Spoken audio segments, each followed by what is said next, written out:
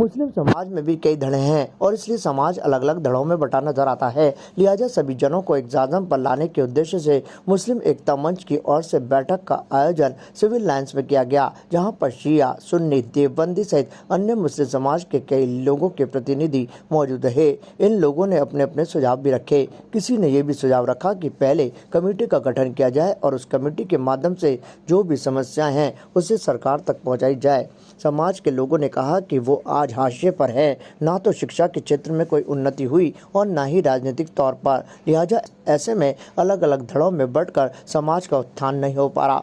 इसलिए समाज को एक जाजम पर लाना बेहद जरूरी हो गया है, ताकि जो समस्याएं सुझाव है उसे एक मंच पर लाकर उसके जरिए कार्य को करवाया जाए तो वो अवश्य पूर्ण होगा। मुसलमान एक हो और अपना हक पहचाने, बिलखुसूस एजुकेशन के लिए कि हमारा ये मुस्लिम तबका जो है वो एजुकेशन से बहुत दूर हो चुका है और इस एजुकेशन को आगे बढ़ाने के लिए सबको एक जगह लाया जाए, चाहे वो किसी फिरके को हो, उम्मत मसलों में सब शामिल है और इसको एक करने के लिए मीटिंग रखी गई है ताकि ये अपना हक इल्म के ज़रिए से लेके, जब तक इल्म नहीं होगा अब आगे कोई समाज नहीं बढ़ सकता है। इल्म हो और इत्तेहाद हो।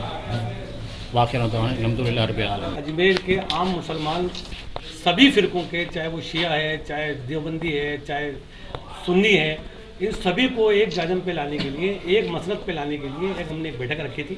हमारा बैठक का मकसद ये था कि हमारे जितने लोग अलग अलग फ़िरक़ों में बटे हैं वो सारे फ़िरके एक जाजम पर बैठ करके अपनी जो मूलभूत सुविधाएं हैं, जो अपनी मूलभूत समस्याएं हैं, उस समस्याओं का समाधान आपसी समन्वय से, आपसी राय मशवरे से बैठ करके कर सके। चूँकि मुस्लिम समाज आज की तारीख में न सिर्फ अजमेर बल्कि स्टेट बल्कि पूरे हिंदुस्तान के अंदर हाशिए पे पड़ा हुआ है, चाहे वो राजनीतिक तौर पे हो, चाहे वो शिक्षित तौर पे हो, चाहे वो प्रशासनिक तौर पे हो, क्योंकि ना तो कोई आईपीएस बन पाता है, ना कोई आरएस बन पाता है, ना कोई राजनीतिक तौर पर ऊपर लेवल पे कहीं पहुंच पाता है। इसी सोच को लेकर के हम लोगों ने एक सोच बनाई है कि सभी मसलक को लेकर के, सभी जमातों को लेकर के एक बैठक रखी जाए और उसमें आपसी राय मशवरे से आगे की रणनीति को तैयार किया जाए ताकि हमारा जो मुस्लिम समाज का विकास है वो विकास आगे बढ़ सके।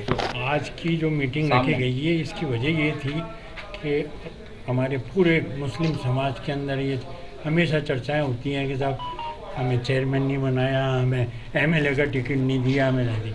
जबकि हमारी कौम जो है ना, हर एजुकेशन में तो पिछड़ी भी है ही, कमज़ोर है, आर्थिक भी कमज़ोर है, साथ में राजनीतिक उसमें भी बहुत पीछे रह गई। उसकी वजह हमने ये ढूंढी है कि जब पोलिंग होता है हमें कोई लेना देना नहीं राजनीतिक पार्टी से, कई पार्टियां आएंगी, लेकिन हमारे समाज के, मुस्लिम समाज के लोग वोट करने में 25-30% ही कर पाते हैं।